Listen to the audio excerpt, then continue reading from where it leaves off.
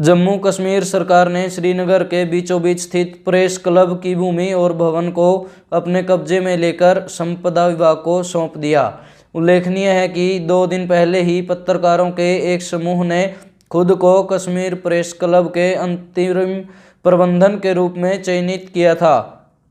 कश्मीर में 9 पत्रकार निकायों और देश के शीर्ष पत्रकार संघों ने सलीम पंडित के नेतृत्व में पत्रकारों के एक समूह द्वारा 2018 में स्थापित केपीसी के अधिग्रहण को असंवैधानिक करार दिया है। केपीसी एक बड़ी संस्था है, इसके कम से कम 300 सदस्य हैं।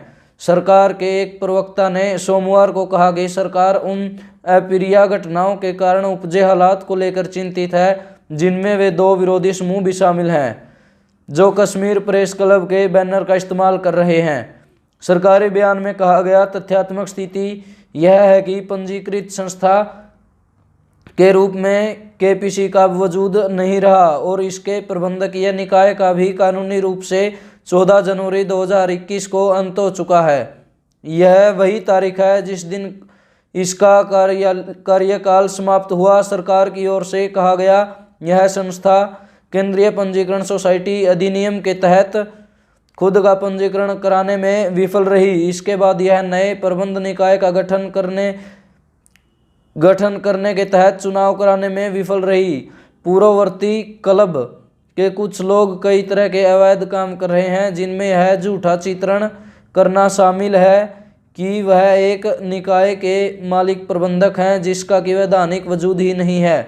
सरकार की ओर से जारी बयान में कहा गया कि कुछ अन्य सदस्यों ने अंतरिम निकाय का गठन करने के बाद उसी तरह के बैनर का इस्तेमाल करते हुए अधिग्रहण का सुझाव दिया, लेकिन सरकार ने कहा कि मूल केपीसी का पंजीकृत निकाय के रूप में अस्तित्व समाप्त हो गया है, इसलिए किसी भी अंतरिम निकाय के गठन का सवाल निरर्थक है।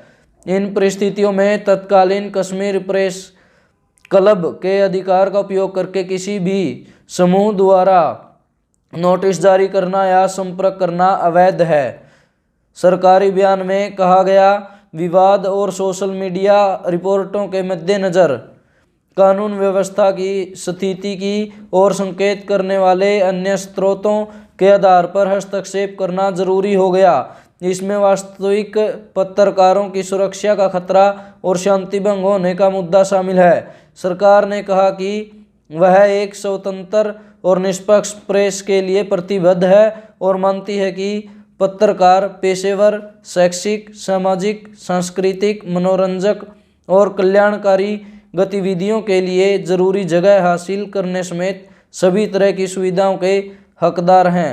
सरकार ने उम्मीद जताई कि सभी पत्रकारों के लिए एक पंजीकृत वास्तविक सोसाइटी का जल्द गठन किया जाएगा, जो परिसर के पुनः आवंटन के लिए सरकार से संपर्क करने में सक्षम होगी। सरकारी बयान में कहा गया, पत्रकारों के विभिन्न समूहों के बीच अप्रिय घटनाओं और मतभेदों के मद्देनजर यह निर्णय लिया गया है कि अब अपंजीकृत कश्मीर प्रेस क्लब के पोलो व्यू में परिसर का आवंटन रद्द कर दिया जाए और पोलो व्यू श्रीनगर में स्थित भूमि और भवनों का निर्माण किया जाए। जो संपदा विभाग से संबंधित है उसे उक्त विभाग को वापस किया जाए।